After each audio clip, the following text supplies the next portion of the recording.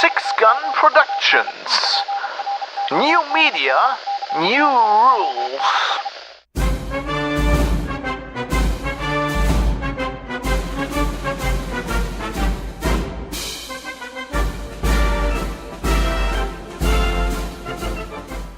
This is Geek News Radio, broadcast 58.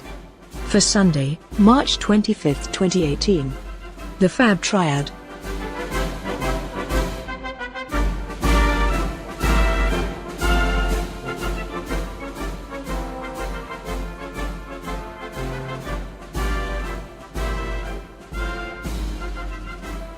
You're listening to Geek News Radio, episode 58. I'm Fab in Hamburg. I'm Dave in Birmingham. And I'm Mike in Copenhagen. How are you guys? I'm good, Fab. I have a bottle of Lefroy. Whoa! And everything's going dandy. Envy. I'm really envious. Bottle envy. The bottle envy is high.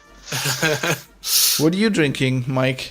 I have been presented with the Easter brew, which is nicknamed Kühle Kühle because it has little chickens on, or little chiclets, and obviously the ads every year on Danish television they do the Oh yeah. How do you spell Kühle Kühle? So Kylle. Ah, Kühle Kühle, and it's pronounced Påskebryg, Easter brew. From Tuborg. I love the look. It's like a happy chicken. Oh, it's happy chicken. Oh, it's from happy Tuborg. beer. It's very good. Oh, how do you say that, by the way? Say it. Tuborg. Tuborg. Don't pronounce the G. Påskebryg. Yeah. Okay. So, skål. Skål. Admiral von Schneider. Admiral von Schneider, indeed. Do you know about this? Do you know about? Oh, Fab!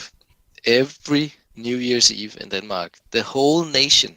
So you're doing that too, like the Germans. We do the same you do thing. Dinner we for sit one. And watch it. Yeah, we do. We watch Dinner for One. 20 minutes before it's 12 o'clock. Did we ever talk about this, Dave? Do you know what we're talking about? I have literally no fucking clue. Okay, is this like the European Jules Holland thing? No. There's There's a man, he plays a piano. He introduces people. While No. So in Germany, nobody knows that the British don't know about this. So there's a German sketch.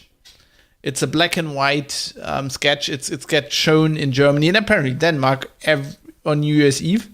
Mm-hmm. And it's British actors. It's basically an old lady and her butler. And what they're doing is like, so she used to have New Year's Eve dinner with all her friends. Now all the friends are dead. Mm-hmm. And she just has like, they're just pretending they're there. Okay. So the butler will serve food to her and then pretend he's serving it to everybody else. Right. But he's also serving drinks, and he will go around I can see the four seats and impersonate the person sitting there. You know, Admiral von Schneider, Mr. Winterbottom, and he'll drink. So he'll during this 4 or 5 course dinner, he'll just get more and more drunk. And then the end is, so she says, James, I think I'm going to retire to bed. And then he asks, being really drunk, he's like, same procedures every year, Miss Sophie? And then she looks at him and smiles, the same procedures every year. And then they go to the bedroom together. So he has to work for 4 men as well. It's poor butler. Yeah. So the amazing thing is, so Aid, the Brigadier Bradshaw, ex-Luck Radio, he met his wife at dog camp, and I can remember he moved to Germany and we had a New Year's Eve and we tried to introduce him to Dinner for One, and he was like, what the fuck? And the most amazing thing is because they're British actors and they're talking English. Yeah. So everybody thinks it's a British thing in Germany. Yeah. But it was produced by the NDR, I think in Hamburg, back in the day with British actors. And apparently they fucking hated it because... I don't know. It's weird. I'm gonna make this is gonna be a thing. I'm gonna I'm gonna make this The New Year's thing. Yeah. a New Year's thing. You need to do that. I'll completely support you there. I'll it must be on YouTube. Let me just. It is. I've got it now. Yeah. Put in the show notes. 1963. Jesus Christ. Put it in the running order, and I'll put it in the show notes. There's a painting of Henry VIII in the background. Is it? Oh, I've never noticed that. There are a few different versions of it actually, but they always show the exact same version in Denmark. So I've seen some other versions that are nearly done in the same way by the same actors. Guys, I just clicked on that link, right? And as you know, I'm in Hamburg, right? So let me read what YouTube tells me. This video contains content from Studio Hamburg, who has blocked it in your country on copyright grounds. So I know why this is, because in Germany on New Year's this gets shown. This gets shown over the day, maybe 20 times. Wow. On like and on all different channels. So it's like they don't want to have this on YouTube. Right. There's another one. Okay. Oh, this video contains content from Studio Hamburg. Wow. So I'll have to fire up when I prepare the show notes. I have to fire up a VPN somewhere and then figure out which one's the real one and put in the show notes. When does something like this pass into the public domain? It should be like this is, you're telling me now, I would say this is like German cultural heritage, right? But now you tell me it's Danish cultural heritage as well. So it is European cultural heritage. We should get a law passed right now. This should be our new campaign. Dinner for one, for everyone. Yeah. I like it. That title on the bill is just, dinner for one for everyone. That is spot on. Yeah, so where were we? Yeah, there was some rabbit hole we went down with some alcohol and. Oh yeah, so I'm drinking a red wine from our vineyard. As unlike Dave, I'm not into viticulture. As far as the board game is concerned, I'm just like into the product. I have to go there and again to the Pfalz, the Palatinate, and meet them again. How they make some good wine down there. You said our. Well, yeah, I always say this. So basically, my parents been buying wine from them ever since, like as old as I am, basically. And so they're like, we call them like in air quotes, our family vineyard. We just buy wine from them. So my parents been buying like every year. They twice a year basically. They buy like a huge load and they ship it down. And so me and Katie have been doing that as well, and we know them. Like when my dad got pensioned, he was like, you know how it is. Like he was still young. It's just like, he doesn't know what to do. So he actually did like 2 or 3 years. He was like helping them with the harvest. Oh wow! Just for free, just for like drinking wine and sleeping there and whatever.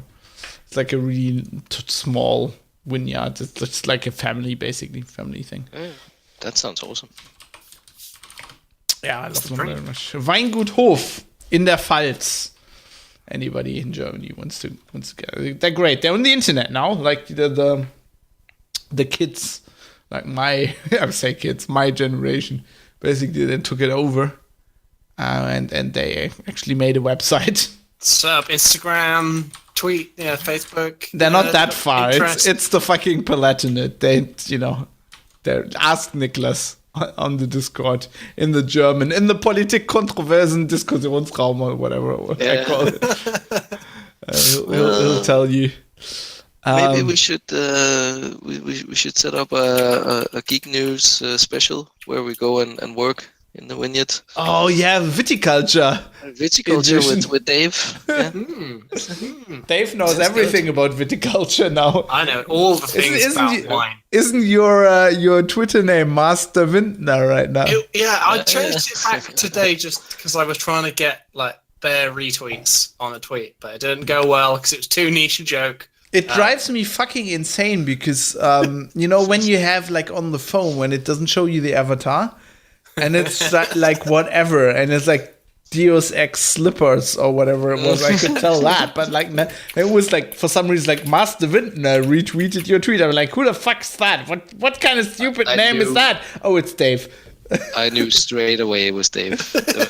It was just the combination of the name and what was being tweeted. It was just, that's Dave. You're just down with the brand more than me, I guess. Yeah, totally. Yeah, so okay, we've got down what we're drinking. So what we're gonna talk about this? So I want to talk about Tomb Raider movie because I saw it on Company Time. Yeah, that's pretty sick. And I liked it very much. I'm gonna moan about just like Google hardware. Just I don't know. Just gonna moan about things. Moan about things. That's good. We've got Mike's here, so we're gonna talk some Warhammer stuff later as well. And you also put in like in the news section, gonna talk about Cambridge Analytica. I thought it would be really good to get the two of you to kind of kick the can around a little bit on that story, because it's a big story. So you're refereeing again. This was a hit last episode. We'll try. I hope we got Dave, pissed off enough, because that seemed to be like that's a crowd favorite now. I think we'll warm him up with Google, and then we'll go straight into Facebook and Cambridge. Oh yeah, that's a good idea. That's a good idea. Yeah, Dave. So later on, I'm gonna talk a bit about Subnautica again as well, because it's so great. But Dave, why don't you go in and talk about your Google woes? Oh god, so like, all right, I went on holiday. So all right, preface this with this is like literally the most first world problem thing you were going to hear. I went on a skiing holiday in the Alps. I didn't go skiing, and I got that looked quite good though. It was really good. I had a fantastic time. But it's like in France, right? Yeah, so we're in La Plagne, which is it's French Alps. French for the plan. I assume so. I have no idea. As far as I'm concerned, it's like French for you're gonna eat 4 tons of cheese. That's just French. Load of cheese, and the wine was great, and the beers were cheap. Yes, France. Yeah. They're like, it was just a good time. But I was just like grumbling about how, I don't know. So I took the Pixel C, which, as listeners know, is the weird Google flagship tablet converting Android thing, which you love. Which I love. I love. Mm-hmm. But they've stopped selling it quietly. Because nobody else loves it. Because no one else thought it was a good idea. And I just got super frustrated in like how limiting it is. And like how like annoying, because it's a beefy thing. It's got like 3 gig of RAM and like some beefy hardware, but it still managed to be like catastrophically slow at doing things. And I feel like it's just because what they did with the Pixel 2 phone, which I also have, because obviously Google fanboy, they made like a really solid device in the Pixel 2, and it just highlights how kind of weirdly off the C is. In ways I hadn't appreciated, like how long it takes to turn on, and how it takes fucking hours to charge from like no charge to full charge. Whereas it's like, oh god, it doesn't have fast charging. Fab, I'm complaining. The device I bought doesn't have fast charging. Makes me sad, and I feel bad because I'm complaining about literally the most minor things. So to wind you up more, the price point. Sorry, Fab. It was also a pretty high. It was a pretty high price point. Yeah. It was probably too many monies. How much was it? Oh god, don't remind me. A lot.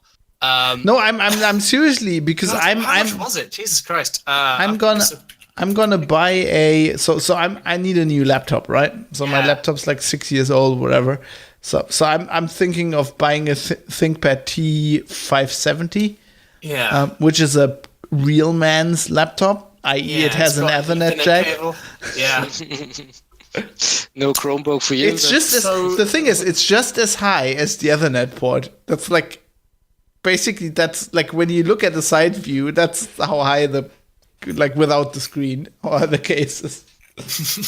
Yeah. So it was about $500. That's quite good, because that the real man's laptop's like €1,300. So yeah. And it's just kind of like that's not that expensive. But in the but like for a tablet that doesn't actually do what I was kind of wanting to do on holiday. So like on holiday I was going out was doing like some photography. I wanted to kind of like open up the files on something, and they're raw files, so obviously I need like an actual like proper device, not something that can just look at JPEGs.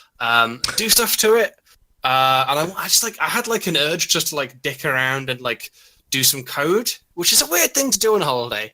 And I'm just kind of like sitting and just regretting the kind of like weird, and I don't know, right, I did this thing where I did loads of software stuff at university, and I was like, man, I should get a job in software. And then I got a job in software, and I was like, fuck it, I'm not writing any software outside work, because that's my job. And now I'm like at this weird balance where I'm like, maybe I'd quite like to do some software outside my Dude, job. I know the feeling. I write for a living, and in my free time, I'm trying to write a novel. Yeah, so I'm just kind of like, I can't actually do literally any of the things I want to do on this kind of laptop. Like, it looks a little bit like if you showed it to your nan, like she'd think it was like a laptop flippity-gibbet thing. By the way, sorry, just to interrupt you. People heard a loud brang right now. I'm trying to fix the audio quality as we go. It's not going well. Anyway, Dave, go on. Yeah. So yeah, this is a weird little like laptop flippity-gibbet thing. I just want to sell it and buy a real laptop, Fab. With another net jack? Laptop. I'm not as bothered about the Ethernet jack as you, Fab, because like, I don't know. It's not a thing I find myself needing tremendously often. At work, I do. To be fair, at work, I need the Ethernet jack all the time, because plugging it into machines and robots, you inevitably plug it in. I was going to say, like, if you buy a real laptop, you might as well get one with an Ethernet jack. I mean, come on. But yeah, I've been like looking around and like, God, I might, like, Fab, what I might do is I might sell the tablet, buy a laptop, and put Linux on it. Okay, so this is going to be like a weird... I was just going to say, like, after last episode where we were like completely contrarian, yeah, I was going to say, I'm going to say something you really love. Yeah. Because I've been looking at that ThinkPad, right? Yeah. And obviously it comes with Windows 10. And I've been like, oh, it's a good machine. I might not even put Linux. I've been starting to research how well Linux runs on it, and apparently it runs pretty well. Because it's a T-Series ThinkPad, but I was like, I might not even put it on there. That's Fab. I found that if you want to dual boot Windows 10 and Linux, it's kind of quite fiddly, and they don't get along very well. Yeah. Yeah, because I've had a fun time with Ellie's PC, and Windows 10 doesn't want to apply updates because of the weird BIOS settings, because it's all fucked. Oh God, does she know? Does she know? Yeah, no, she does. Okay. She does. And she was like, just looked at my face and be like, it's not going well, is it? Like, it's not going well. I've Googled the error codes. I don't know what they mean, but I'm pretty sure it's Ubuntu's fault. Ellie's it's amazing. I could just picture her face saying, it's not going well, is it, Dave? Yeah, because it's obviously like, why would you run like the not long-term support version? And we installed that one, or something, and that's sufficiently old, but like, because I built her like a pretty good gaming PC, it doesn't get along tremendously well with the hardware anyway. Oh God! So I'm just gonna give you more like reason for people to send me hate mail, but like, so I've been redoing my blog, right? And I've talked before about Hugo and how Hugo or whatever it's called and how I like it. And it's like, oh God, I need a command line for that. I can't do that under Windows. And it turns out, like, PowerShell isn't that bad. PowerShell's actually, like, got quite good. It even does LS. It does, yeah. It looks atrocious, right? Whenever it gives, like, it's white on blue background, which is horrible. And then when it gives you an error message, it's like red on black, and you're like, what? Yeah, but you can just install the Windows subsystem for Linux and like literally just get a bash and do it all that way. Well, the thing I've been doing, so my blog's Hugo, so I got it, like I have a drop in Dropbox, right? Mm-hmm. I have my blog, like, you know, the folder with Hugo in it. Then I have like executables for like Windows and Linux.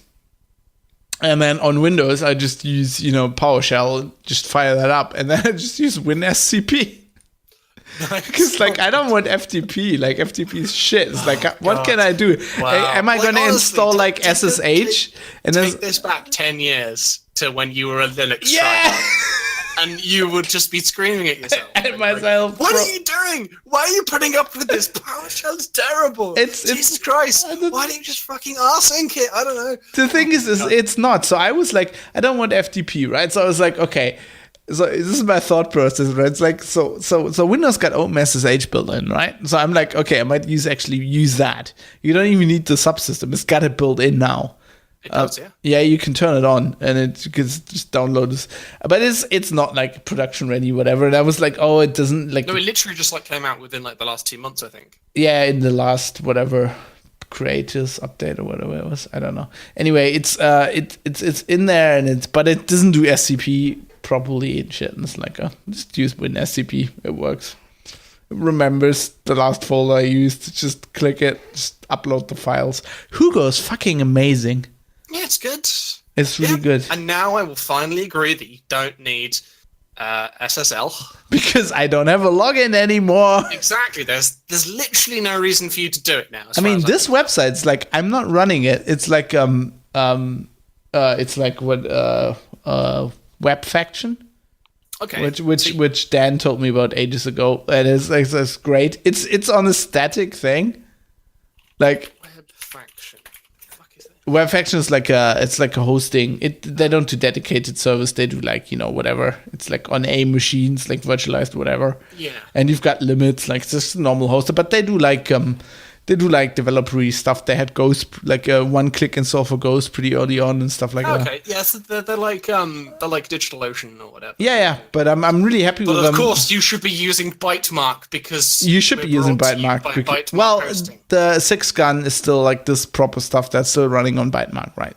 So use Bytemark. This is just because that uses bandwidth. This is just like my blog, and it doesn't. So, but the amazing thing is you can install that like on the like basically what you do is like so Hugo creates like all these it's like folders with files in it, and you just SCP or FTP them to your web host, and you can use like the cheapest hosting ever. Oh yeah. Because it doesn't like mine doesn't even like this app it's running in like it doesn't even use PHP. It's just like static files. Oh yeah. Oh yeah, because it's not like Ghost that when you do like Ghost update, it like recompiles the fucking universe, even though it's JavaScript. And then well, just because it's JavaScript and uses Node all of the fucking RAM, and then you go shit. Like like you cannot update Ghost by default on the smallest droplet that DigitalOcean do, because it will run out of RAM. You have to like make a swap file. Or swap partition, because it just doesn't have enough RAM to fucking like download the shit. On Web Faction you can't even update it. But I really like this. So now I don't have a login, and it's great. But legit. yeah. So so yeah, I'm gonna bloody sell the Pixel C. Get a proper laptop, Dave. Get a proper laptop that doesn't have an Ethernet jack, but I can put Linux on it, and then I can, I don't know, do stuff. I don't know. I don't know. Like, I've got like a hankering for open source, Fab. I've got this kind of feeling in my bones. We're crossing over. I'm going into Windows land, and you're like open sourcing shit. What? Yeah, I'm just feeling I need some like annoying hardware issues. I feel like I need to be fucking on Stack Overflow for hours to work out how to make my PC work. I could like Mike's just leaning back, drinking his chicken beer. I am completely like everything just goes. It's like what the fuck are they talking about? Yeah. Oh, one thing I wanted to do this at the beginning of the show, but of course I didn't, because why would you? Some housekeeping, by the way. I will fix the 6-gun site, so like the German podcast and that. I'm still working on that. It's gonna be good. And you might have noticed, probably when you're listening to this, we have a new, the computer voice that does the Geek News Radio intro. Used to be Festival, because I have a Linux script for that, and I think I'm changing it to, like, if you probably by the time you listen to this, I probably have changed it to AWS. Yeah. which has like Amazon. It's called Amazon Polly, and I discovered it because I was looking into. So I was playing Subnautica, and I really like their weird computer voice they have. And then Elite pushed this update where now you can listen to like the Galnet, like the news feed you have, and that's something Mike can probably chime in as well in a sec. But you can now listen to that while you like it reads it out. Oh, cool. And that voice sounds really familiar, like really familiar. Like it sounds like the Subnautica voice. And apparently they both use AWS text-to-speech, which is really good. So I'm using that now too because I like the voice. Fair. No, it's really good. So I've heard like a preview of it. It's like really nice. So Mike, how have you been using that Galnet text-to-speech? I have to be really honest here. You haven't played Elite. Yeah. I haven't played Elite since the update. I've been focusing on my Warhammer stuff. Ah, right.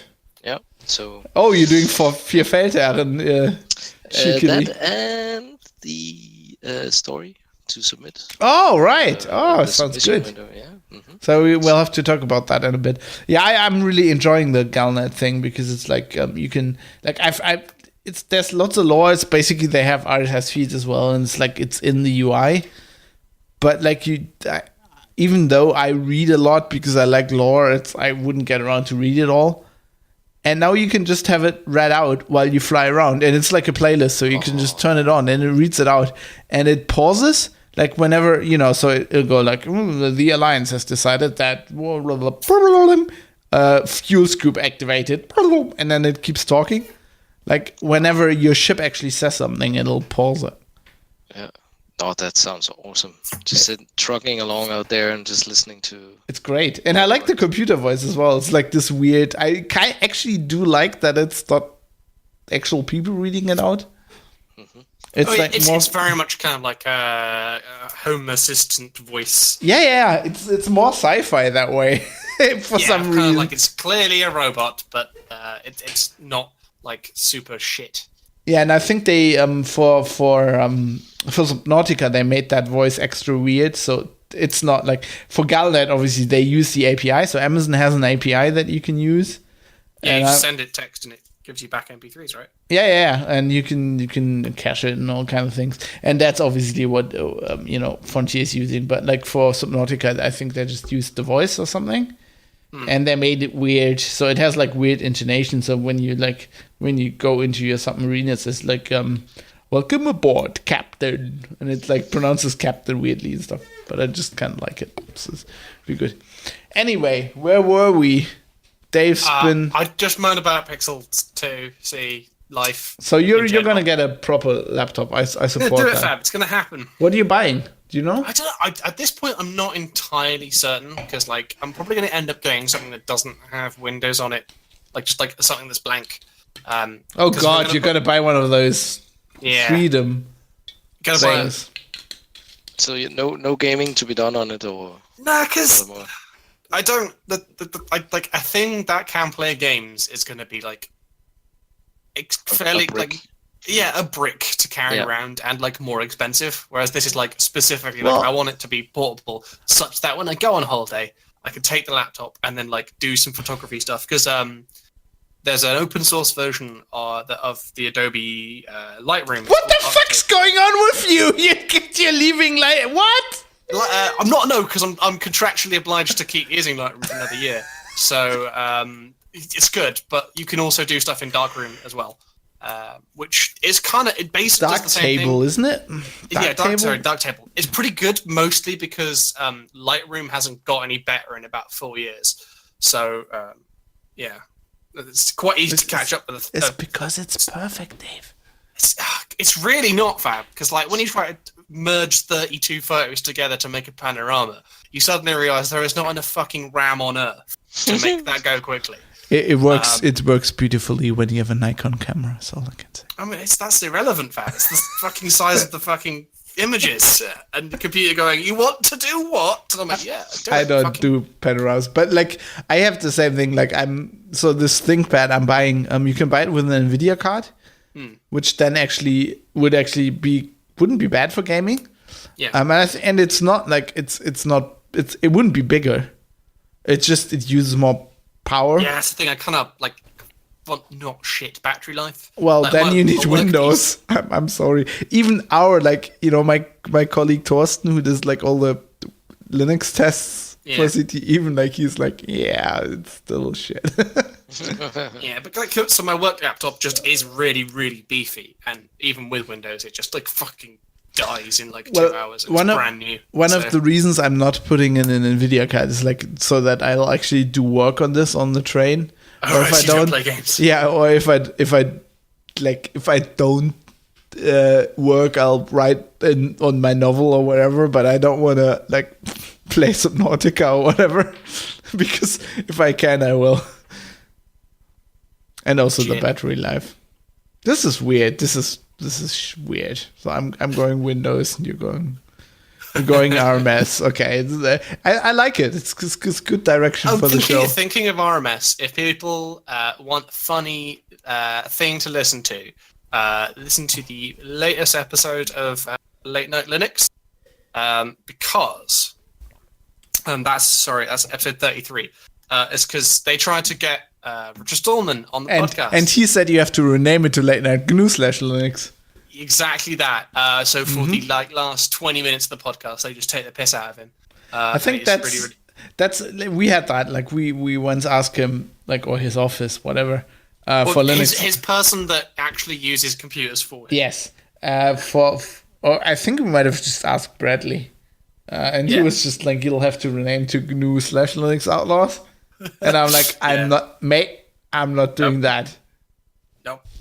Yeah. So that's a funny listen. Thinking of Linux things, but something that's not funny, Fab, is that the AI has started killing people. Yes, so apparently the first fatality in a self-driving car accident. Indeed, yeah. So it's the city in America where they basically it's in Tempe, Arizona. Yeah, that's where they test all for some reason. Because they basically said, as long as you obey the rules, you can test self-driving cars. What could possibly go wrong? And it turns out Uber's self-driving car, in the evening at about 10 p.m., hit a pedestrian, which is super bad. And I sound like kind of cheerful, but like she died. That's really horrible. So there was a guy sitting next. They always have to. An operator in it. Yeah.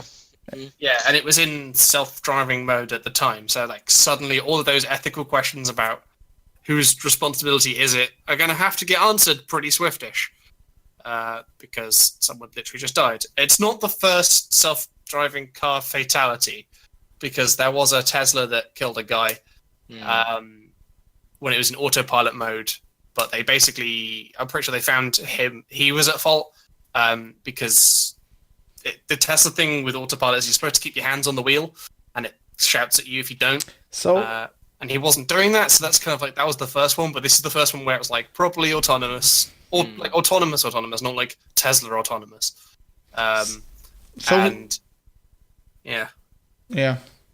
Which is shit.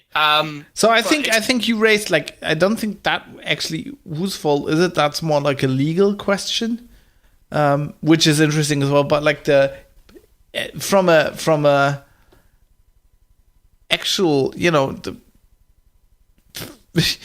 whose fault is it? Like, well, I mean, obviously they'll have to do a thorough audit of the conditions, the vehicle, the software, the all the different elements that led up to the fatality. It's a highly instrumented vehicle, so they're going to have hopefully shit tons of data to work out what happened. But it is Uber, so they might have just deleted it all because they're fucking assholes. So, well, I mean, then I would say, obviously the burden of proof is on Uber to prove that everything in their design was as safe as possible. Because it's basically you just work your way through all the information you have and try to get to the root cause of, because something has gone wrong, obviously. So the what I was asking is like the ethical question. Like, if I ask whose fault is it? I mean, like, if the car actually, like, if the AI kills somebody, right? So what do you do? Like, whose fault is it? Like the owner of the car? Like you can't punish the AI, can you? Can you punish the company who built it? It would be the company. I'd say the company would, in most cases, be the one that would take the legal blame, because they have to design a product that is safe following whatever regulations that have been put up for it. So again, it's like we don't know what conditions have been put down against Uber to be allowed to do it. I don't even mean specifically in this case. I'm thinking further. Like imagine. Okay, so imagine at some point there's, I'm just pick random manufacturer, BMW. There's a self-driving BMW car, right? And I buy one, right? And I'm in the car reading the book, which is obviously the point of a self-driving BMW. And the BMW runs over somebody. Like, is it my fault? It obviously isn't the computer, because you can't punish a computer. Is it like, if that was BMW's fault at that point, like obviously self-driving cars wouldn't go anywhere, because right now if I buy a car, it's my fault. Like, yeah, but that's because it's a mechanical device that you're in nearly 100% control of, right? So if we sideswipe to the field that I work in, if you take even like a large accident like the Gulf of Mexico oil spill and the explosion on Deepwater Horizon, BP was overall responsible, but they had hired a drilling contractor to carry out that drill, and there would have been personnel from both BP and Transocean on board that rig working together to make the oil well, right? But because overall BP they were overall in charge of the operation. They were the ones that took the brunt of the damages, right? And I think it's quite, because they operate under a certain set of legislation and rules, so on and so forth. It'll be the same for the self-driving cars. There will be a framework of regulation under which they will produce these cars, and if they pass whatever points of regulation that says, they must do this and that and the other, if at the time the car hits somebody and it can be proven that it followed all of the legislation, then they might be let off the hook, right? If there's no, discernible error made by anybody involved, but obviously the legislation was up to scratch, then they might be let off the hook, right? There might still be some civil lawsuits and stuff like that, which, which can always happen, right? Yeah, but on a let's say criminal level, or there's always degrees of, did they do it knowingly? Was it because they weren't, advanced enough, or whatever? There's always degrees, but yeah. So what are you saying? Is people will die? Well, I mean, the thing is, people die with cars, right? I mean, it is a moving object that we throw out, and that's why it's regulated. And then you have the plane industry, right? Or that's heavily regulated and extremely high quality production. Yes, that's very little accidents, really. Yeah. Like. So obviously they need to get to they need to get to the aeronautical level of quality on self-driving cars rather than normal cars. And I think that's a long way off. You don't just jump from that level of quality to aeronautical level of quality. I would say that, it will take time, and unfortunately, where do you loosen up? Because you do want this, right? I mean, I don't want it. I think it's shit. Well, okay, it seems to be the zeitgeist anyway, right? The zeitgeist, which I don't understand. So my point is, like, if you can't be bothered to drive your fucking car, right? Why? That's me. Why do you have a car? Like, if you want to read a newspaper, take the fucking bus, take the train. You can, Yeah, it's a good point. That's my point. Good point. And then that's the, like, what do we want as a species? Is because I saw this brilliant graphic. Obviously, space marines. Yeah, space marines. We need them driving rhinos cars. No, with storm boulders. No, servitors. That's the thing. If you if you get into trouble with the law, you'll be mind scrubbed and put into a car. Yeah, that's the actual driving solution. Cars for the rest of your miserable existence. No, I saw this brilliant graphic where there was like, okay, this is a 4-lane highway at peak time, and it's full of cars, right? With normal cars. So this is a normal highway with cars when we have hybrid cars or something like that, or electrical cars, and it's still full of cars. And then there's the third picture where it's like, here's a normal highway with self-driving cars, and it's still chock full with cars. Right? And there is maybe a point there that, just because we get autonomous vehicles, it doesn't mean that we'll be more efficient driving around with them, will it? Or can it be proven that it's probably that kind of stuff? Will it actually make it all more efficient? No, I think it's a luxury thing, is it? Like, I don't think it'll make it more efficient, to be honest. I just thought it was a really good point to look at it, going like, it's not gonna help with infrastructure or anything, is it? It's not going to take the load off anywhere. Yeah. In fact, people kind of the thing where people say is like, oh, you go somewhere, like you go to the shops, or you go into like town or whatever, go for a night out, and your car drops you off somewhere outside a bar, and then it goes and parks itself. And if it can't park itself, it'll just keep driving around because it can do that. And then that just puts more load on. In Hamburg, that'll be like, there's no parking spaces anyway. All those self-driving cars will circulate. Yeah. See, and the idea that it's like, if it can find a parking space, it's going to use the parking space, and then we'll need more parking spaces, and then we'll have more crappy concrete jungle. The progressive not thing, solving anything. The progressive thing is obviously that you don't own a car and you won't have it'll just be like a pod that you go in. But like, you don't want that, because that's just going to be like a bus. That's not. That's people because want their own cars. And then they have Google Maps, right? And Google Maps will go like, this is the fastest route. And then there'll be this train of cars driving down small streets to get 1 minute faster to the. When we're driving somewhere and like, it's like, take this diversion to save 20 minutes. Like, we have the thing, and we call it the Google train, where we're like, suddenly like 20 cars veer off the motorway and go down these tiny country roads, and we're like, and then they're going to turn left, and then we all turn left, and then we all turn right, and then we all merge back onto the motorway.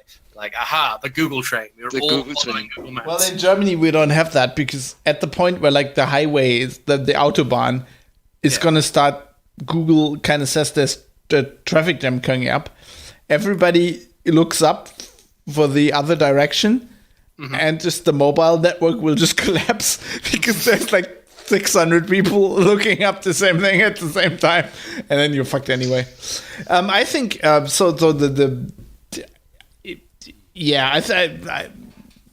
don't know. I think we're gonna. Yeah, I think self-driving cars are a cool thing. No. There is a load of cool technology in them making it work, and they're solving some really interesting problems, but I don't think it solves a useful problem. Fabrand, if you can't be bothered to drive your fucking car, the government should take your fucking car away from you. Get a chauffeur, for fuck's sake. Leave the fucking road. Take a train. Let the road be there for me. I don't know. I think we definitely need to see more cost-benefit analysis against public transport, and throwing the same amount of money into public transport against self-driving cars.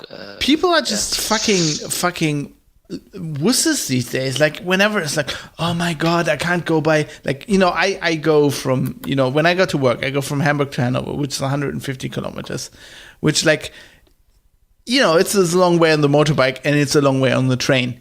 And people are like, I couldn't do this. Like, I couldn't drive that in a car. People are just complaining. I'm in a traffic jam. Yeah, so what? You're for 20 minutes in a traffic jam. It's not going to fucking kill you, But that added up over like a lifetime is distinctly wasteful of. What the time you're spending in a waiting room with a fucking GP's office. You have that waiting time. What's your point? Is that you wait some time, so you think everyone else should also My point is that's downtime that you're going to have anywhere. What you going to do with that time? Work? Is that better? Are you going to read a book? Really? What are you going to do? I think some people would work if they sat in a self-driving car. Totally. Some people would read. I would. So the thing is, like, I think further, why would you... Like, I think the future is just not going to go anywhere so much, Like, I find that's I think that's a very Victorian outlook, and people said this in the past. Well, that it's- all the it's things true. that would ever Like, be invented. I would don't. be, I we've don't done get. it. No, We've done it, guys. seriously, We've I don't invented get. everything. No, We've no, got no. steam trains. Try We've done try to be really progressive. Like, why do I live in Hamburg, right? I work in Hanover. I work for I'm a journalist, right? I write for a website, right? I go into the office 150 kilometers one way, 2 or 3 times a week. Why? I go there, I talk to people, I have meetings, nothing fucking happens. Everybody just puts their balls on the table and goes, "Oh, I'm the greatest," for 20 minutes. Like, what the fuck? I can write from home. I'm a lot more. I actually do a lot more work when I'm just here. Like, why the fuck do I even go into the office? It's the 21st century. We have computers. What the fuck? So yeah. Why are you going into an office? You're a fucking programmer. Okay, Mike's got a point. He needs to look at like valves, you know. Well, And shit. it's more like, I don't have People. an office to go to in Ireland, and obviously now I'm in Denmark because I am going to the office for meetings and stuff, and we're changing departments and blah blah blah. But yeah, Fucking meetings. and then I So travel to rather than inventing self-driving cars, what we should do is just change people's attitudes to work. And Yes, what we should do is just get rid of all meetings. That's a lot of wasted time gone. I like that. I like that a but lot. we'll just be like, okay, you can work from home if able, and just remove the stigma surrounding working from home, because there is a stigma Yeah. of people thinking you're not doing work because you're at home. So if you to change the sort of cultural way people treat that, then people don't drive as much, and maybe there's a better benefit from that than there is from self-driving cars. I agree with you completely. Oh my god, the world's ending. One last point. I think I've just looking at this picture on Gizmodo the whole time of the Uber car. I know what their problem is. It's ugly as hell. No, it's a fucking Volvo. And it's built like a tank. Yes, yeah. So that's probably why the woman's dead. Because if you get run over by a Volvo, it's like getting run over by a fucking Leopard 2 tank. They are pretty big. Yeah, it's And they're made of fucking steel. Like, they're not like plastic cars. well, Like, they're made by General Motors now, aren't they? So they're probably fundamentally very similar. Stella Volvo. You sound like Jeremy Clarkson. Well, it's because they are. Like it's like Saabs used to be made of fucking. Great It's things, probably and made by then- BMW. It looks like a fucking BMW, to be honest. There's an update here put on the news story saying that the footage of the car shows that it's not slowing down before it hit the pedestrian. So obviously there's technical issue at play here, I would say, because that must be the bread and butter of a self-driving car, right? That it has really, really good collision avoidance. collision avoidance systems, right? It was probably like there's like a cron job running wild or something. It's gotta be something. What? Yeah, it's just a random technical reason. It's because like the double space somewhere in the code. But I mean, the thing is, these things could go down to micro level, definitely. I mean, big industrial accidents can happen in very, very small spaces or elements and begin there. So Yeah, probably Yeah. was something like this. more Right, work to be done. We've got and more work for you to control the quality of all this shit. Control the what? The quality. The quality, exactly. Quality is king. So now that we've got Dave warmed up, although that didn't work as well as I thought. So Cambridge Analytica. So I have some kind of a you have to clue me in. I read something about it, but I think I'm not in the picture completely. It's a sprawling story, and you will definitely keep hearing about this because this is probably, I'd say, one of the journalistic stories of the decade. Oh, good that I don't know anything about it. Being a journalist, great.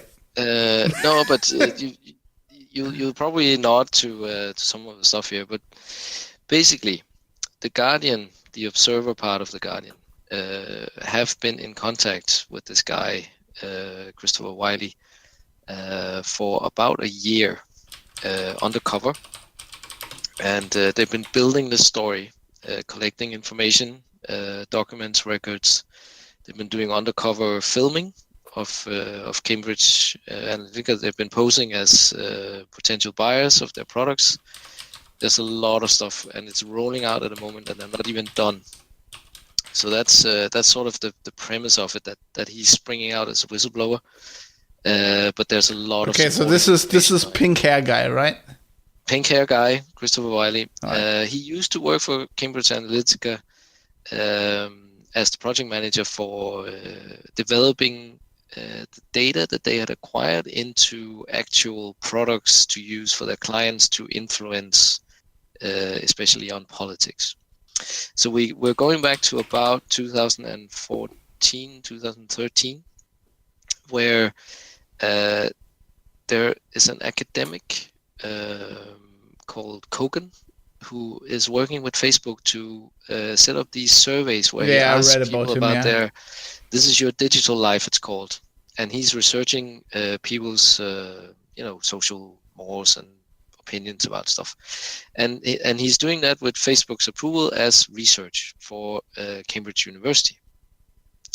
Now, what happened through this was that Kogan, this is still sort of alleged, so exactly what happened around it is not proven yet, but it's alleged that he was cooperating with Cambridge Analytica to use this data, and not just the people who took the survey, but they were actually able to go in and scrub data out from everybody on the person who did the survey's friends list to take their data.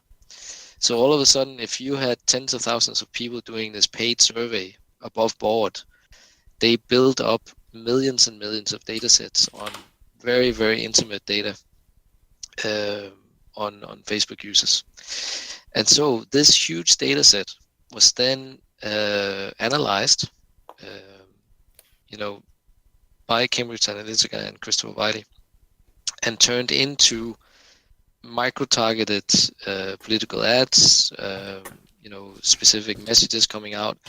And what they based it on was what you could call fear. I mean, they had different sort of psychological terms for what they were doing. And Kogan himself had actually previously done work on what he called the Dark Triad, which is people's tendencies to be psychopathic or narcissistic. What was the last one? Trying to remember here. I'm just looking it up. Maybe it's on the internet. Another negative trait. I've forgotten which one it was, but basically he was already years before this part started doing Facebook sort of research, where he was tapping into this sort of dark side of human psyche, on what would generate different responses, like a fear response if you saw something that previously you didn't sort of think you actually feared. Psychopathy, narcissism, and Machiavellianism. And Machiavellism, exactly, where you want to be sort of in control or sort of conspire against people, So there's a lot of dark stuff going on here on exploiting people's weaknesses from a psychological point of view, that then got basically bought by Steve Bannon as part of his program to try and weaponize information from social media that they were able to buy through Cambridge Analytica and work with them to send out targeted messages, as we saw in the Trump campaign in the presidential election. And it's worse than that, even, because Cambridge Analytica have not just done this for the Trump campaign. They've done it in different countries, and their modus operandi is that they set up sort of straw companies that then get subcontracted by the political campaign to work on messaging or PR, whatever, and then they use the data that they've scrubbed from various places to provide this kind of suite of targeted ads. Obviously, in many places it's worked, because they talk about Africa and Argentina and other places where they've been used. So this Kogan, so just to interrupt you shortly, so this Kogan guy, it's Dr. Alexander Kogan, right? Uh-huh. Apparently renamed himself Dr. Alexander Spectre for a while. Yeah. And he's got a page on Cambridge University. Dr. Alexander Spectre. Yeah. What the fuck? We're sort of entering into kind of a surreal sort of world where, you know, this guy, he has links to Russia, to oligarchs in Russia, and has a St. Petersburg position as well, actually, apart from working on Cambridge University. Always the Russians. And there, that's why I'm saying, you know, this is a spiraling story that can go many places. Because basically the Guardian are sort of drip feeding the stories now, and they're working together with Channel 4. So Channel 4 have been showing the undercover tapes with the CEO of Cambridge Analytica, basically sitting and doing a pitch to a potential client, which was an undercover journalist, and saying, you know, we can do stuff like we've done before, where we bring hookers around to a candidate's house and sort of tape him with them, or we can, you know, set them up with like corruption situations. You know, saying, giving them a, you know, if we get to buy a certain amount of land, you can use that for your political campaign, and then we need that to develop on. You know, you scratch my back, we scratch your back, and it's on tape. It's Alexander Nix, who is the CEO of Cambridge Analytica. He's sitting there saying it barefaced, like completely. Are they all called Alexander? Alexander Nix, yeah, I think so. I could just my second name's Alexander. I could just have. Man, I missed a career there. Yeah, but I mean, it's fascinating because obviously, like, Facebook has been at the center point of our growing up on social media, right? Some people have left it again, but obviously Facebook was one of the first movers. Nearly anybody you know would have been on Facebook at some point, or at least thought about it, right? And it's scary as hell that there might be other Facebooks out there, like Tinder, or even Twitter, or Instagram, all sorts of places like that, where you put your information on, and that the way that this has been scrubbed and sort of pulled out of people's profiles and sold to be used for weaponized information warfare, it's staggering. It's absolutely staggering. So one of the things I don't understand is, like, this is story breaking, right? Mm-hmm. So how come Facebook's not, like, nobody's attacking Facebook? It's just because everybody uses it, right? I mean, nobody's saying, like, Facebook obviously participated in this, right? Well, they knew that their data was being used in the wrong way, but they kind of, it's alleged that they knew about it and didn't do anything. Yeah, just let it happen, because Zuckerberg's fucking creepy as well. Yeah. And he hasn't said a word. Mark Zuckerberg has not made a statement. It's a smart move. He's been requested to come, basically, speak to the British authorities. Like, he's been called in front of a parliamentary committee. You know, so you know how I always say Zuckerberg's one of the fish people from Innsmouth? Yeah. So you cut out Zuckerberg is one of the fish people from Shadow of Innsmouth. Yeah. Now, if you look up Alexander Nix, Alexander this time with an X, D-E-R-N-I-X, that's like his last name, which is a weird last name. In German, that means nothing. So I think it's made up. Nix. He looks like he's one of the fish people as well. Just look at his face. Like, this is fish people conspiracy. Yeah, there's that, and I mean, this is a snowball that conspiracy theorists will absolutely have a field day with this. Time for me to tune into No Agenda again. Yeah, put your tinfoil hats on. And I mean, at this point when we are recording, Facebook has lost $50 billion of its share value. That's nothing. What Snapchat lost, like, how many billion when Rihanna said delete it? Yeah, Rihanna sacked them, yeah. So, yeah, nearly killed them. But Facebook's $50 billion is still, I mean, and this is just from people, knee-jerk reaction, right? Yeah, but like, Zuckerberg hasn't said anything. Nobody has been indicted. Nothing. It's a news story, but it can get, well, I mean, Fab, you're right. I mean, it can all just sort of evaporate and people go ho hum, obviously.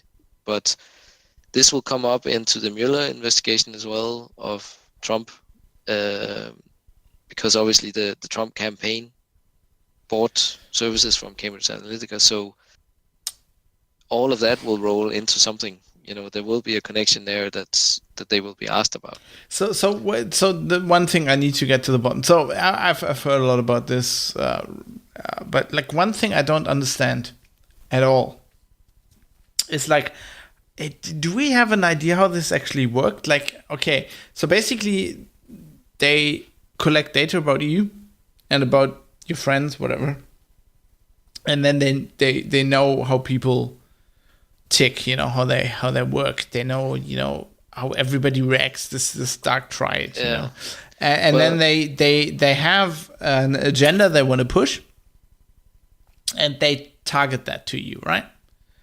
Yeah, and then this is where the fake news things come in, because this is what Christopher Wiley is saying, that they tested out some of the keywords that the Trump campaign wanted to do.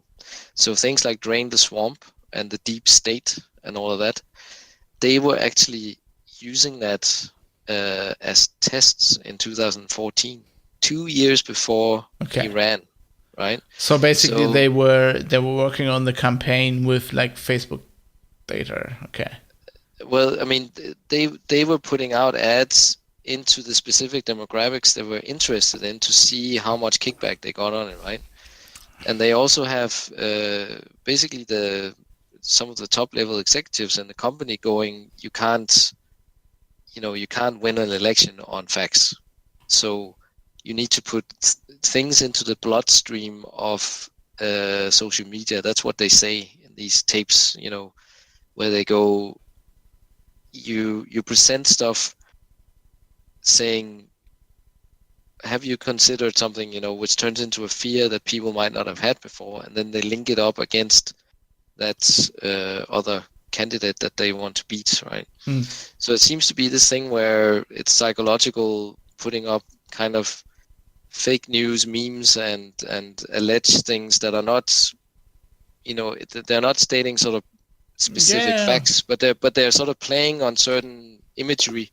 But that's, you know, that's not new, right? In the 80s, you did that with like newspapers, right?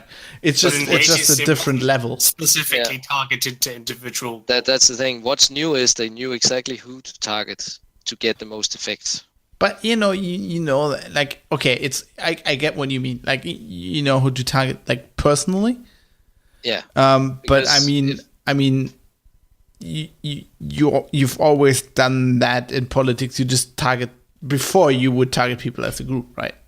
You know that now they actually had illegally acquired personal information from millions of people, and then they went, okay, this district, we know we have a tight race, so now we're gonna go in and look at these specific people and get them to vote how we want them to vote based on the illegal information we have. Yeah, but the thing I'm thinking is, right, just to be.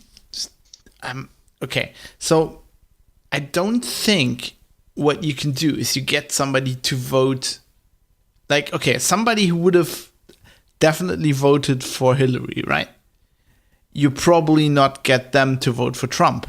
I think what you probably can do is to get people who might have been on the fence, or who might have thought about voting for Trump, but like wouldn't have gone to the booth, you know, voting. You can get those people, and I think that's always the power. That's what politicians always want, because that's enough. Like, you actually don't need to.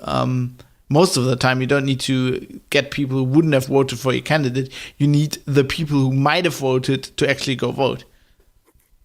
Yeah, and I completely agree that this is not new. I mean, there's plenty of times this has been done before, where you throw out some kind of story or imagery or whatever for effect, So I think that the scary part for me is that it's apparently possible to scrub that level of information and then do what they say is psychological warfare weapons, exploiting mental vulnerabilities that algorithms showed certain Facebook users had, right? I just want to, like, I would, like, really know how it practically works. Right? Maybe I'm just jaded, right? So I'm thinking, like, you know, I'm not going to get, like, Dave to vote. Like, if you could vote Trump, you wouldn't get Dave to vote Trump, right? Or you wouldn't, like, the thing is, like, Well, if you knew Dave's deepest, darkest fears. Like, if you could do that, that would be great. I want to know how that works. That's what they're saying. Actually, what's his deepest, darkest fear?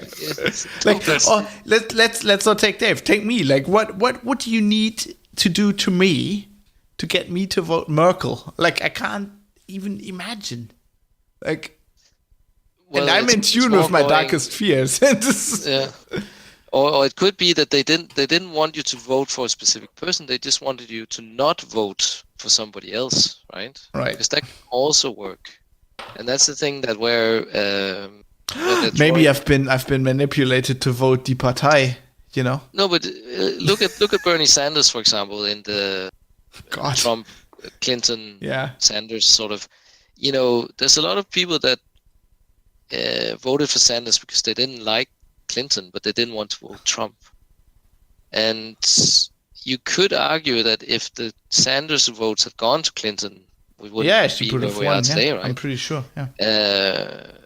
And that's also something that could have been going on. Oh yeah, you know? just mess with the left, you know.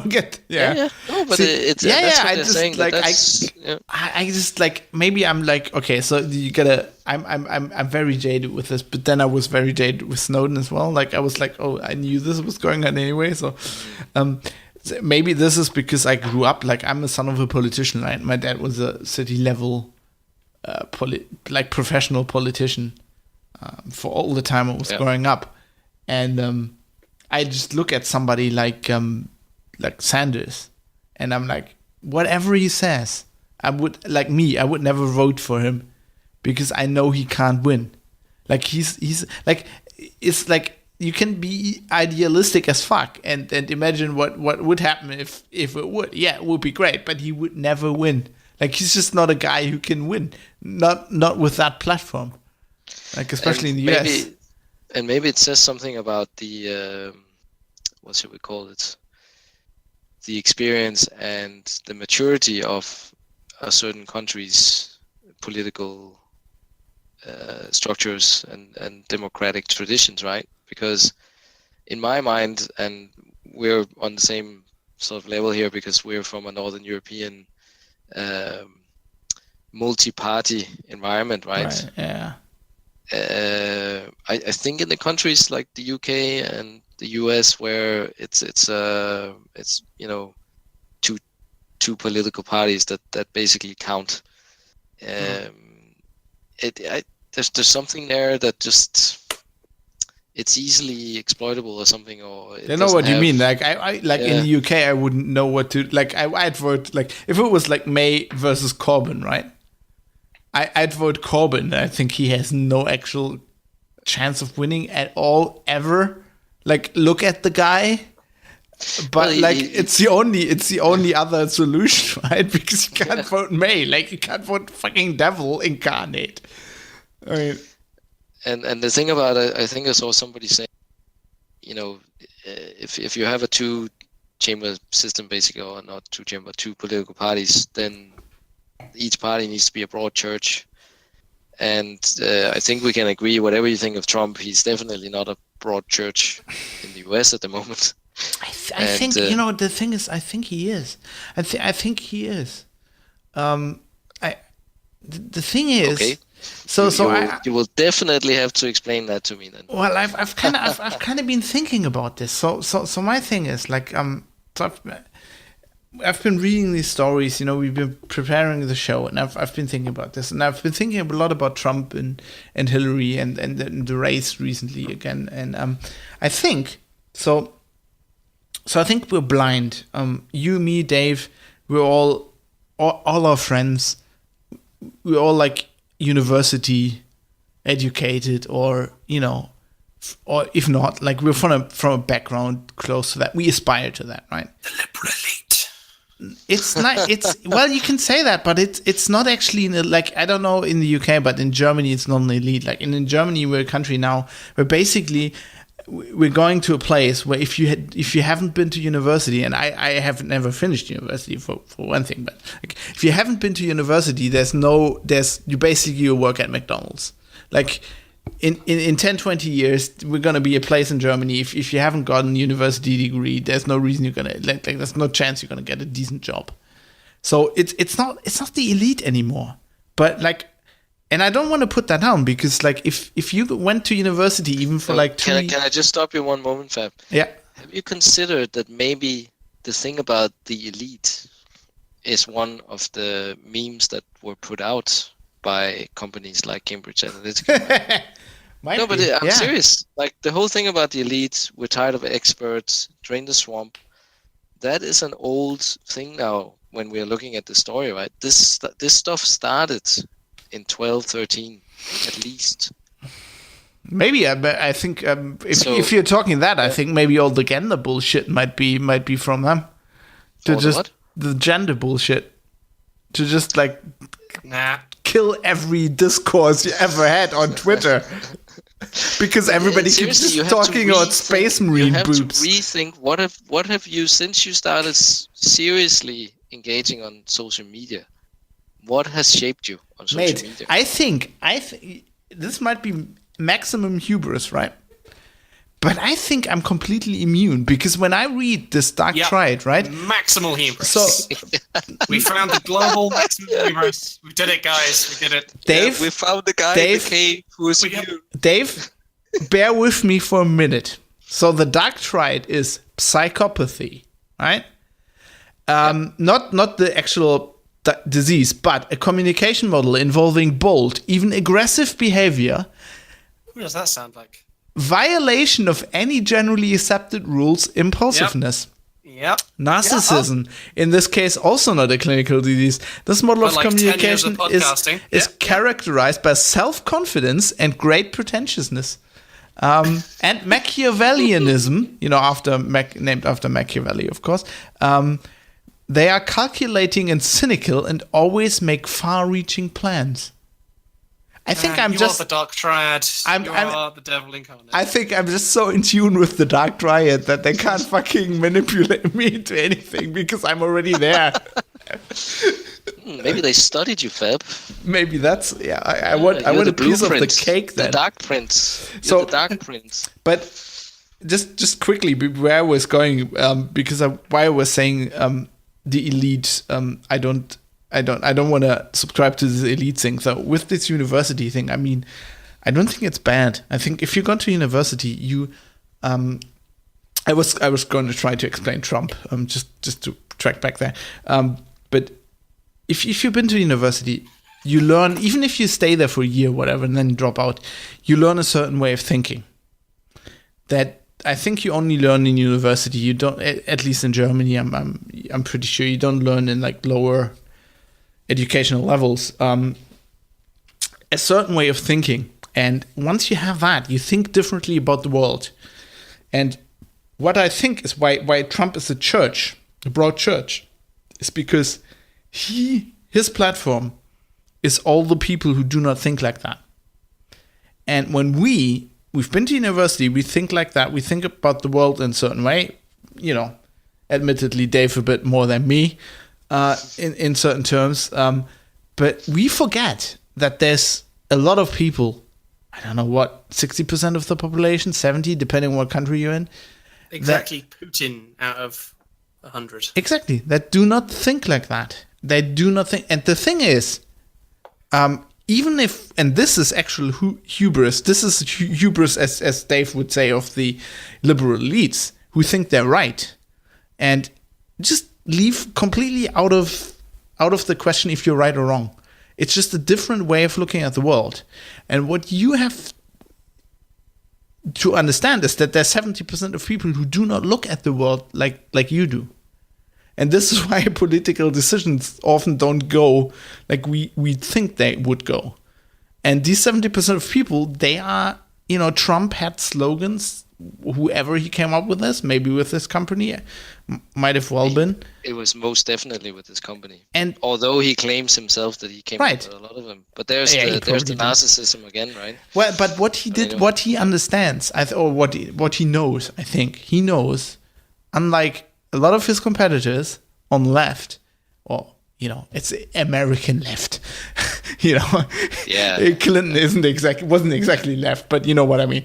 I think he understands that there are a lot of people who you can get with these things, and the more educated, more cerebral left person would say, well, that's obviously nonsense. Nobody would believe that.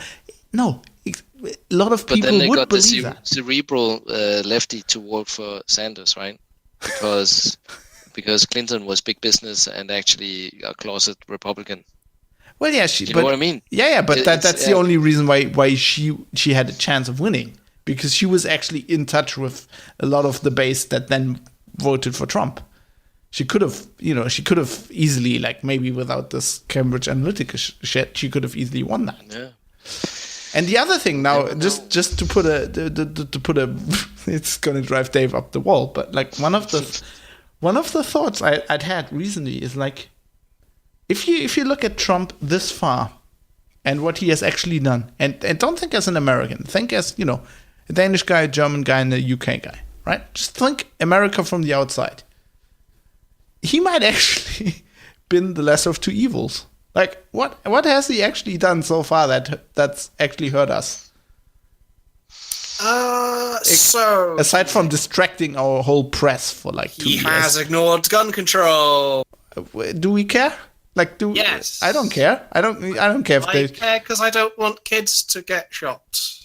I think for me, and as you say, not as an American, I think there's a dangerous precedent being sort of made here, where the undermining of sort of stable democratic functions is now seen as sort of semi-legit by a certain amount of people. That stuff scares me like nothing else. The flagrant, he's clearly done crimes. Like, he's clearly been implicated in lots of horrible things, yet he's still there. The German Chancellor Helmut Kohl clearly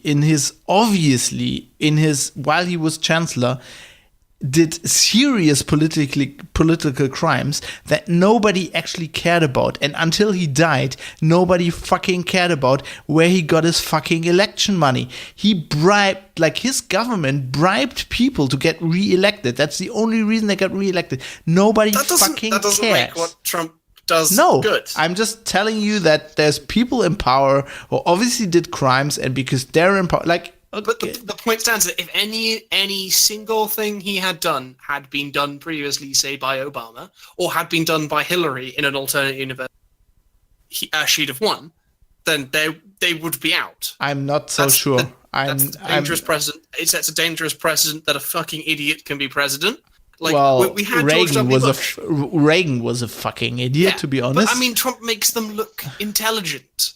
Like, do you remember the lofty days of George W. Bush's intelligence relative to Trump? Yes, but not Reagan. I don't know. I think he looks intelligent in hindsight, but that's the point. Reagan I'm was comparing more. He was lucky, shall we say, in inverted commas, that the brazen War was liar, the thing, right? Yeah, no. I mean, but the thing was, they had a common enemy, right, with the Cold War going on. Yeah. So I think that was maybe what kept him sort of sitting, and I guess there was a bit of economic sort of a bit like the tax breaks they're doing now, wasn't it?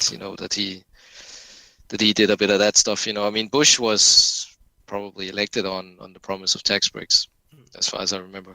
That was his. Trump's distinctly anti-science outlook, cutting funding for very critical things. That's what I mean. Yeah, that's what I mean. That he's undermining a lot of education lady who's a moron. Like, it's fundamentally, he has done I'm not saying there's bad things going on. Factually done concrete bad things. Yes, so has Thatcher.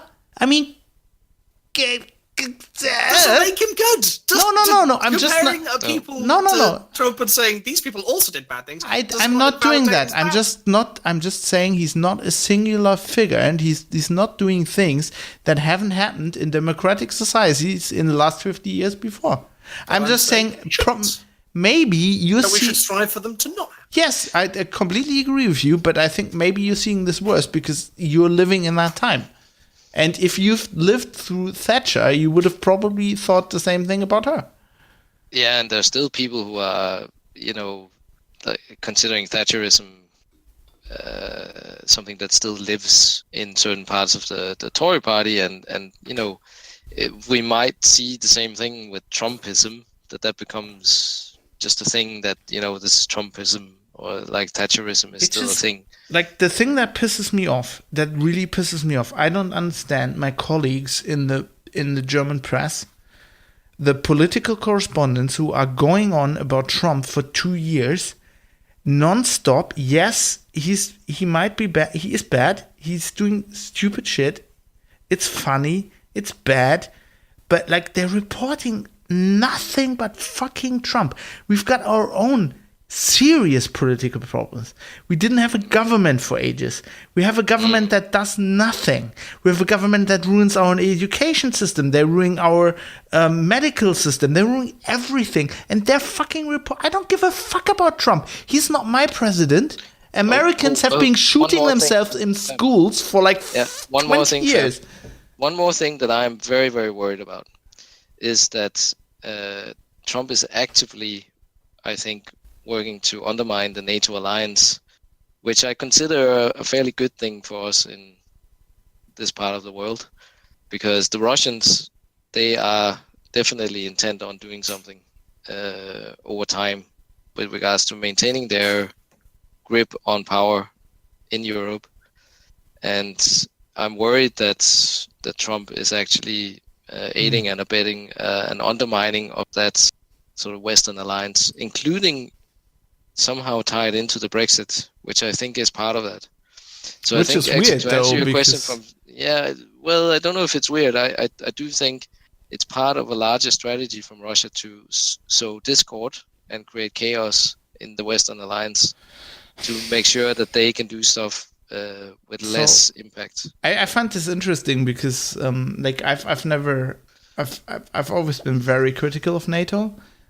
Which probably because of my studying history in uni. So I don't know if maybe the Danish perspective might be different there. Like it is, yeah. It is. I mean, for me, it is because Germany was always like the pawn, right? So the obvious NATO plan in the Cold War was basically Germany's fucked. Yeah. Like that was literally their plan. So maybe there's like a third of Germany, like, the whole Tiefebene, the Norddeutsche Tiefebene. So everything where Hanover is that the Russians can have that because you can't defend that anyway. And I don't maybe I'm too old school for this. The other thing I don't getting is like the anti-Putin. I completely get, but there's like a deep-rooted anti-Russian sentiment in Germany that I do not understand. Yeah. And that's a bit sad. Yeah, exactly. Well, it's stupid if you're German because it was basically the prime directive of German foreign policy in the 17th, probably 16th, 17th, 18th, 19th century was don't fuck with the Russians because they will fuck you. And the only German politician who still believes that is Gerhard Schröder, ex-chancellor, who's basically completely outcast now because he's like friend of Putin, whatever. You're immediately friend of Putin if you're not against Russia. I think it's worthwhile to distinguish between the Putin government. If Russians, obviously it's diverse. The thing I've been thinking is if it's true, like if the whole the Russians hacking the US election, right? If the whole thing, Putin got Trump in power to do what you said, so discord. If that is actually true, that might have been if that is undoubtedly the greatest foreign political move in European history since the Vienna Congress, I think. And I don't find it unlikely. I think we're actually now, especially with this stuff that's coming out now, we're beginning to see, I think, a lot of stuff that builds up to a picture where there was some. I just can't picture it, like, because Trump's a fucking madman, and you'd think Putin would have completely divided Europe with Clinton, right? She doesn't give a fuck. It's money again. You know, I think Trump cares about money. So, yeah, Clinton does too. Like the whole. Yeah. But hear me out. So I think if he had something going on with Putin, it's because he wanted to get richer. I don't think he gives a flying fuck about. You can say fuck on the show. I know, but I'm really bad at it. Okay. I don't. Can you swear in Danish or something? It's all good. Trump will shit on anything unless it's gold, right? Or he does shit in a gold toilet, I guess. But gold anyway, throne, yeah. Yeah, he will throw anybody under the bus if he can save his own hide, and he just wants to get richer. I think that's all he can do, right? And he wanted to build a tower, Trump Tower in Moscow, and he met up with the people in Moscow that would be able to let that happen, and they put forward a proposal to him that he should maybe consider running for president, in the US, and they would see very kindly to him helping getting these damn sanctions lifted, right? I think it's that kind of stuff that's going on. It leads back to money, right? Putin and friends are probably quite tired of being sort of chained a bit on all the economic sanctions, things that it's money again. And then part of it is also hating the NATO alliance and the stuff that's standing for, and that goes back a long time, right? So I don't think there's like really, really detailed targets that they want to achieve with this, but there are definitely sort of broad strategic objectives. If you are right, I seriously think, I draw my hat, that might have been the biggest political gambit since like fucking Napoleon. Yeah. Probably. Yeah, and the reason why I brought all of this stuff up was actually more from the digital security. People who don't like politics really won't like the show, but I say fuck them. So I'm sorry, kind of. No, don't be sorry at all. But I think there's a lot of this for us to go back to as well. The Triad, remember, never be sorry. Yeah, the Triad. Oh my God, just look at that, like narcissism, psychopathy, narcissism, and Machiavellianism. Can we get them to rename it to the Triad of Fab? Ultra Fab. I think Dave's back now. I think Dave just walked off for a while. He conked out a bit there. I think he wanted to shout stuff, but I can't really add anything else. So good.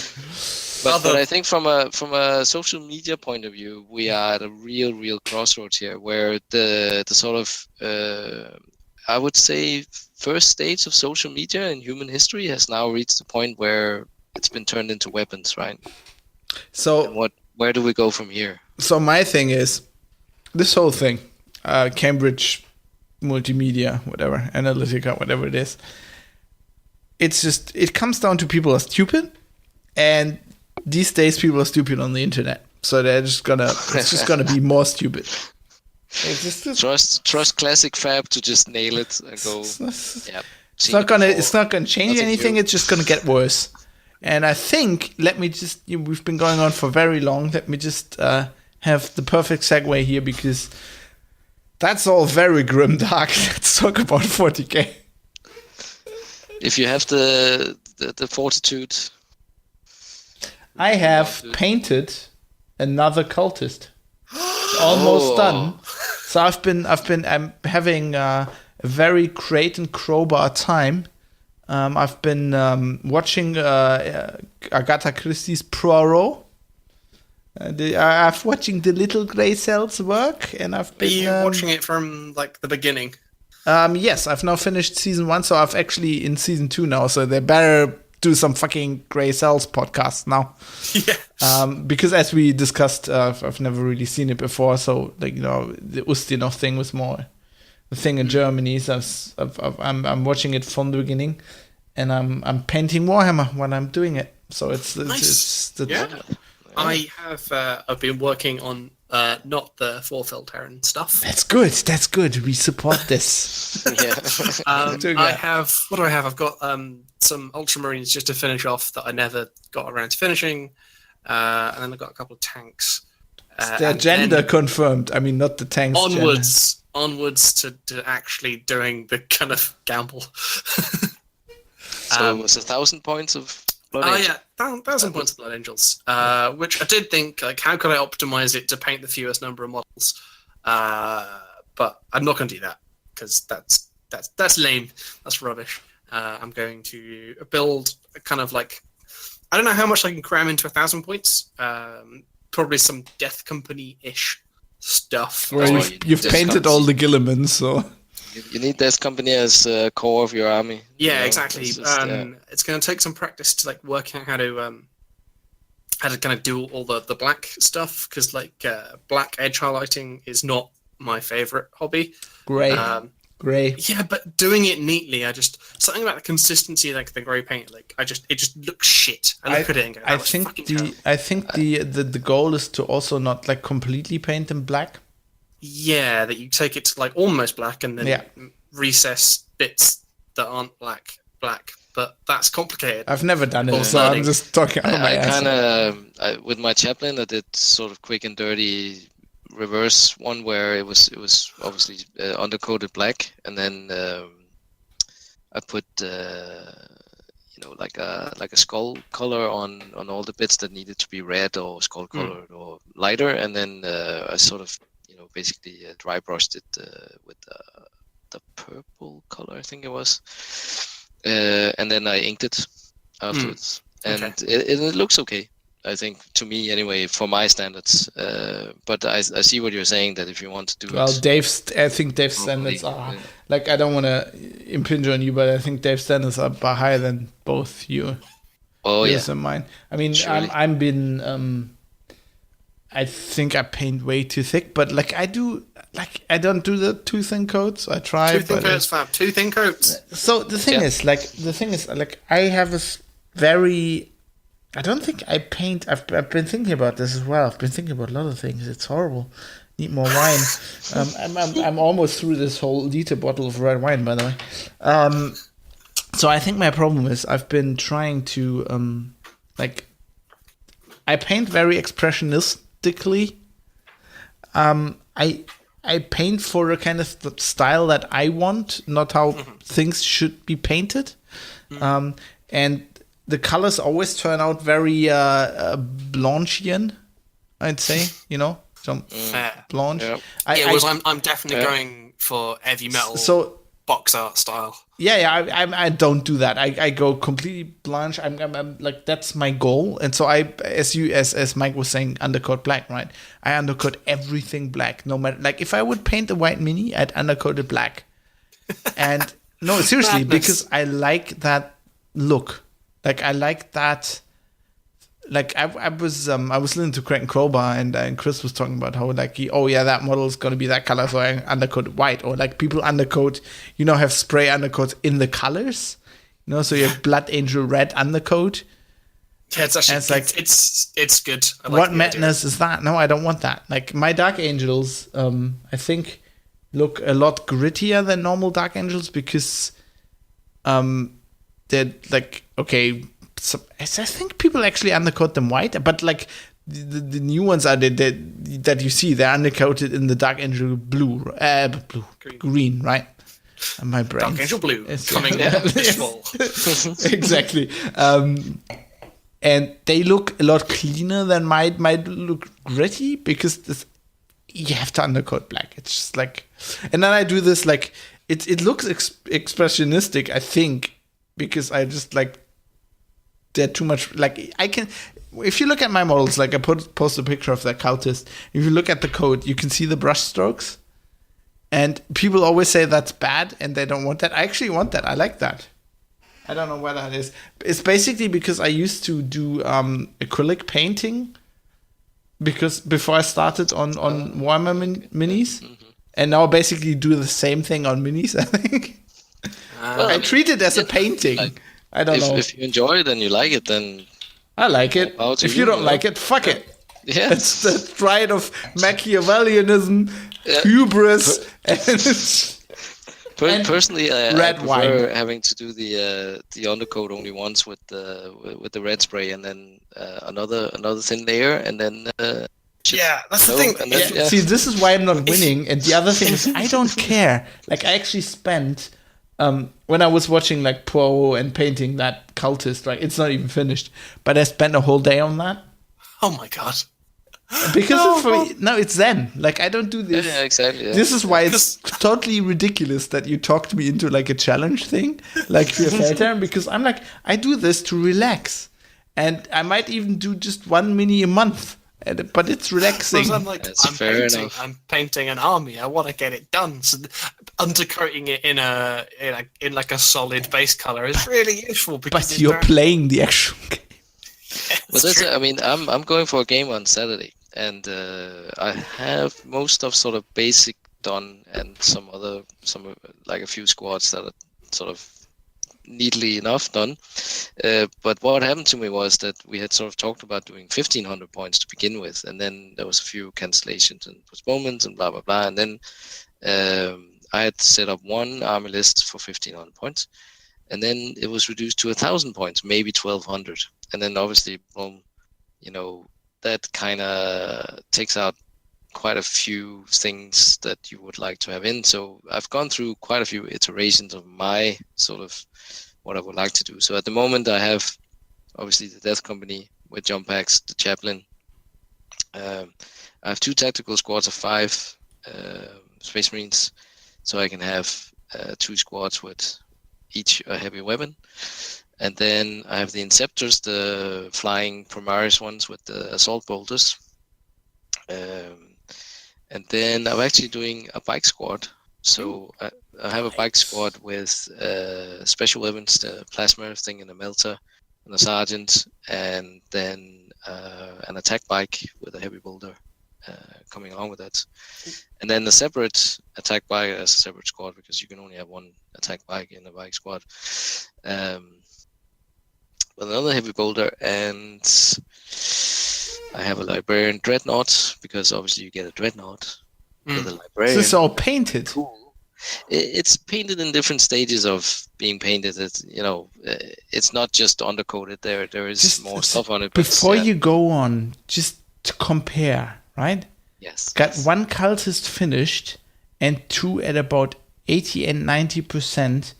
And these are from the Dark Vengeance box set that I bought when I moved to London in 2012. Back to you. Yes. But I mean, Fab, like the first iteration of Fear Feldherr, and I was the slowest turtle. Like, not even the turtle. I don't understand how that happened to this day. I had flipping cobwebs on my work desk of like my painting desk. There was cobwebs there. Do you remember I told you? Yeah, actual cobwebs. Yeah. Actual cobwebs. And it was very bad, and other stuff happened that took me away from that. But now I am definitely in there. I'm using my time wisely, either painting or writing on my the Freyagard saga short story, sort of. Oh, that sounds like... And you actually writing the story? I am writing a story, and I that's great. currently have about 3,000 words. I know I can only submit 500. You've got 3,000 words. So offline, Wow. I will probably ask you gentlemen in all secrecy and so on, maybe to give me some pointers on something.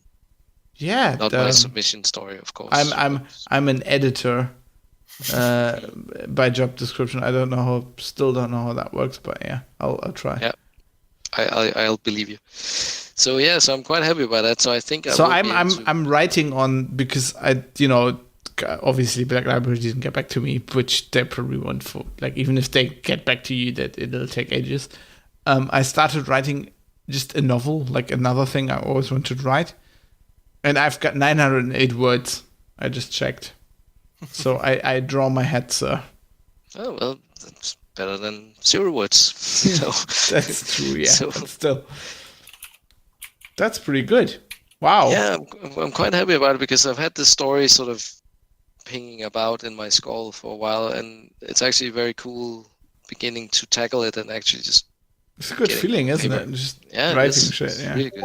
I can recommend it, definitely. So yeah, write more, kids, paint more, do stuff, be indeed. happy. It's good. Yeah, it's good. Do batch painting in sort of like multiples of 5, because No. batch painting anymore is soul destroying. Yeah, Just don't. and Just paint helps. a model a month or a year. I can recommend that. set achievable targets. You know, Smart goals, yeah. yeah, finished is better than perfect. That's what it says in the passion planner. Yeah, I think That's true. we had a lot of stuff in the notes, but this has been a long show. Shall we just? Do the feedback. Yeah, I really wanted to talk about the Tomb Raider movie though, but yeah, we should like. I would like to see it, so we can hold that off, and I can see Okay. it and then actually like discuss. Okay, we'll talk about that in a future episode then, and I'll, Sounds good. Subnautica can still talk about that. So let's do the feedback and just get the fuck out of here.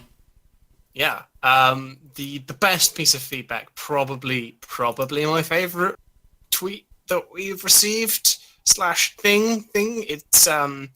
It's Nicholas's Photoshop of God. the Change My Mind guy with me saying Monopoly is a better game than 40k. It's perfect because your head's progressive and cool. your head's too big, and My it's head's just. way too But big. it's a perfect Photoshop just because of that. Yeah, it's Like fantastic. the It picture is just great. Like, encapsulates everything about Geek News Radio. and it's like the flat cap. It's like he's wearing a flat cap. It's just so good. It's the best Photoshop I've seen in ages. Yeah, I wonder if he did it at work. Just if anyone saw him like on his computer, it's like, Even if he did, we won't tell on him. No, Don't right. go down the rabbit hole in that one. No. So apparently, in other news, Khalifa has been with Jonathan, who are both listeners. They were listening to the last show and talking about they're playing co-op in Divinity, and I think I don't know. It's a bit of a. Is I was that a talk- relationship crisis? We just Yeah. So Halifa says about co-op Divinity. Jonathan and I played the together. Relationship challenge sometimes. Brackets. No, I misclick and now I'm walking over here. I'm so sorry. It came out stronger.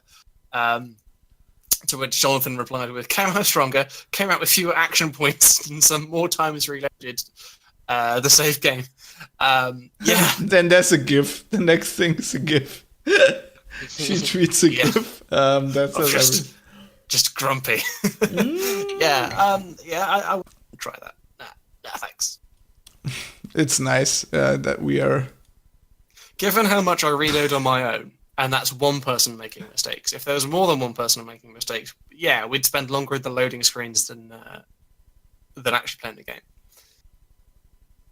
Yeah. And it's nice that we're just causing trouble in people's relationships. It's good.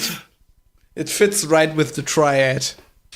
I'm making a triangle with my hands. It's like the Merkel route, except it's the triad. I'm gonna do that. We should all make the triangle and then like join them in a triangle of triangles. Can you hear it? The triangles. The Triforce. Yeah. I'm holding the triangle up Triforce, to the microphone.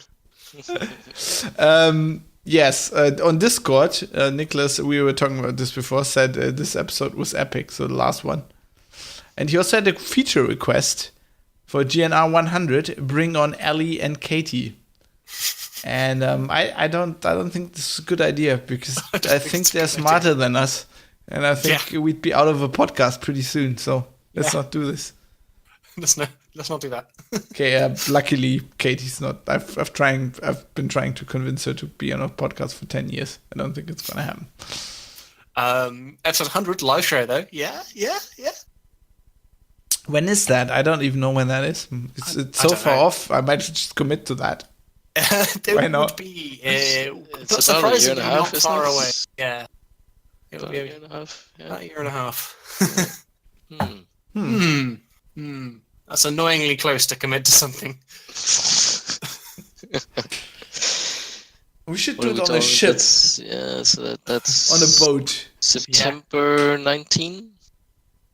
Yeah, 9/9/19, On a- something like that. Yeah. on a boat. On a boat 9/9/19 on a boat.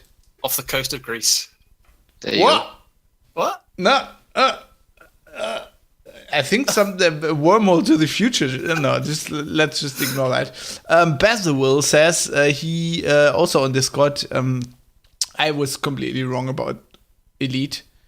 So the Alliance Chieftain is a Alliance ship, but you don't have to have a naval rank. I actually did that. Like I figured that out before I put the show out, so I put it in the show notes, corrected it. But basically, I forgot that the Alliance doesn't have naval ranks, so you can just buy it. Yeah. It's still a nice looking ship, and I'm drunk. And I think it was super user when we were talking about terrible games. I was talking about Divine Cybermancy. We've got some good suggestions. Oh, He they was are pointing awesome. out actual other real games that exist. There is a game called El Shaddai Ascension of the Metatron, which I actually think is a great name. I have not played that, but I would like to play it at some point. Yeah, I think Divinity Original Sin 2 is worse than that, but yes. Then there's Barclay Shut Up and Jam Gaiden? Like Ninja Gaiden. Or is it Barclay Shut Up and Jam Gaiden? Gaiden.